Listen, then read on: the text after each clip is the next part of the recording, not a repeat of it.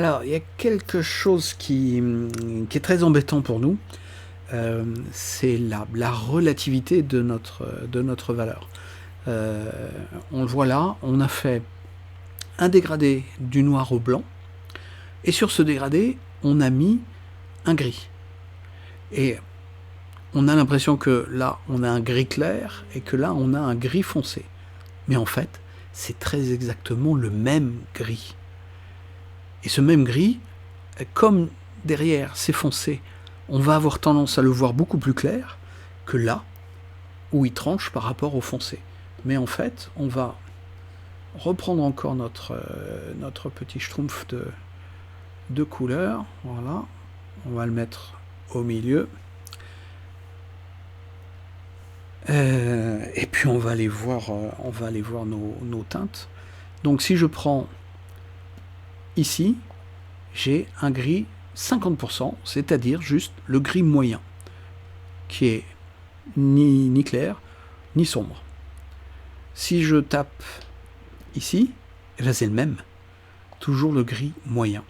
Et si je tape ici, c'est toujours le même, le gris moyen. Si je tape là, eh ben voilà, c'est un blanc. C'est un blanc à 92%. Si je tape par là, c'est un noir. Si je tape là, c'est un gris.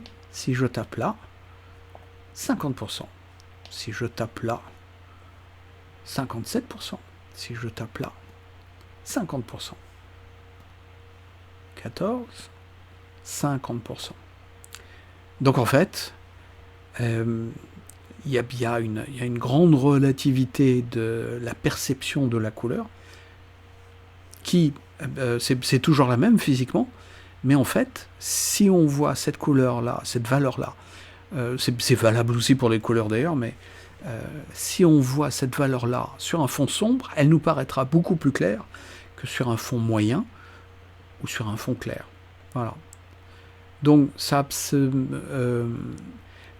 au début, on va se faire avoir, et donc il va falloir qu'on regarde toujours un petit peu la couleur en se disant, bon, mais vraiment, qu'est-ce que c'est que cette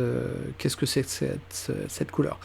Donc en fait, à chaque fois, c'est mieux d'avoir quelque chose qui va nous dire exactement par rapport au milieu ou par rapport à une échelle, est-ce que c'est clair, est-ce que c'est sombre, etc.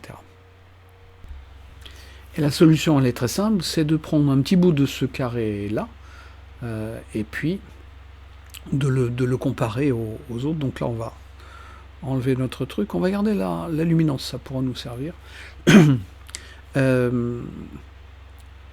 Et on va comparer, parce que là on sait que c'est un gris moyen, donc moi je vous invite à imprimer une feuille avec un gris moyen, comme ça vous aurez plein de petits carreaux, et il y a bien cet outil dans le cours. Donc voilà, vous téléchargez la feuille de gris moyen, vous l'imprimez, et après vous aurez un stock incommensurable et reproductible de gris moyen.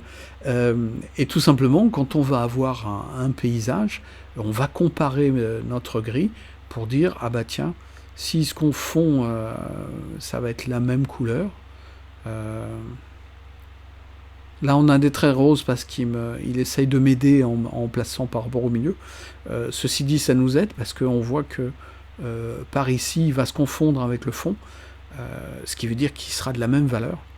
Voilà, si je l'approche de lui, il se confond complètement parce qu'il est exactement de la même valeur.